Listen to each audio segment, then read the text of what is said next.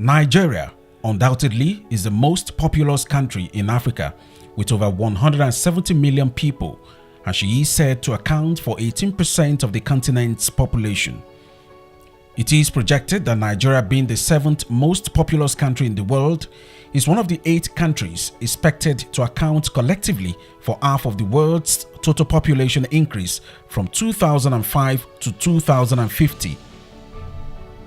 The current population explosion in Nigeria is telling on almost all facets of the nation's socio-economic life.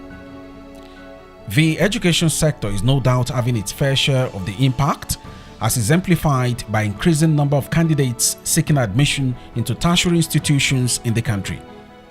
The demand for university education has reached an unprecedented high level that Nigeria needs more than double the current number of universities to meet the required need. The deregulation of the education sector has also brought on board private ownership of tertiary institutions in the country. In spite of these efforts, the gross enrollment ratio in Nigeria is still 5%, leaving a whopping 95% in the cold without hope of admission. The country's educational problems, which include access, equity, and education for all, became so evident and consequently led to the establishment of the National Open University of Nigeria on the 22nd of July 1983 as springboard for open and distance learning in Nigeria. This noble idea was suspended by government on the 25th of April 1984. Its resuscitation, however, began on the 12th of April 2001 to further give access to those who needed university education.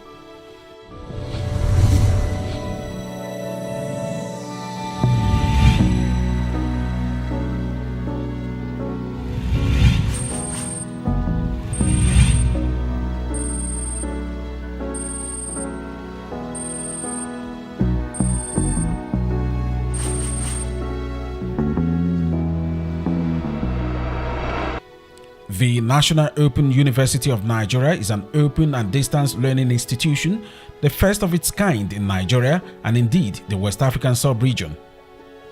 It is Nigeria's only and leading specialist provider of open and distance learning at the tertiary level.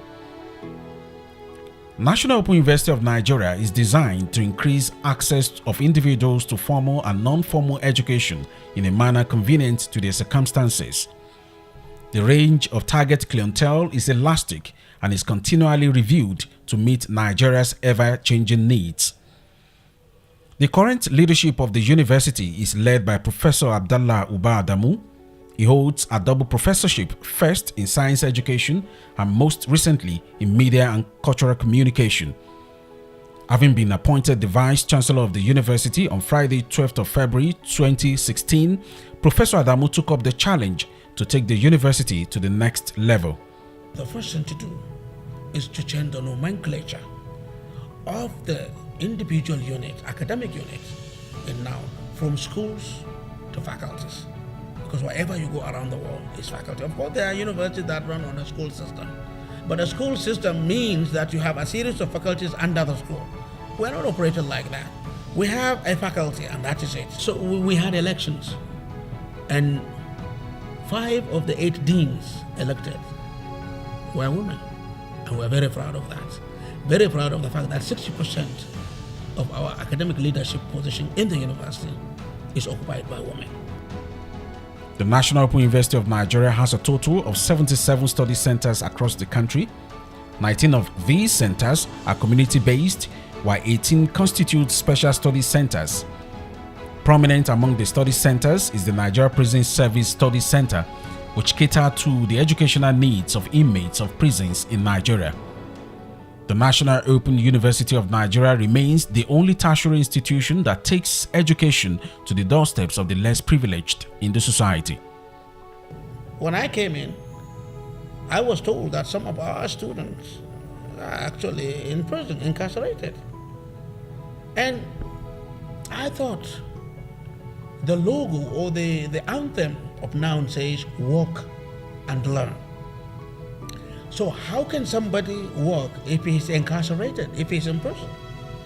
And most of the people who are in prison face a lot of challenges. Some have been abandoned by their relatives. Some have been abandoned by the society. We need to give them a sense of belonging. So if they are courageous enough to say they want to study in order to better their lives, then the least we could do is to help them, to support them so that they become better citizens.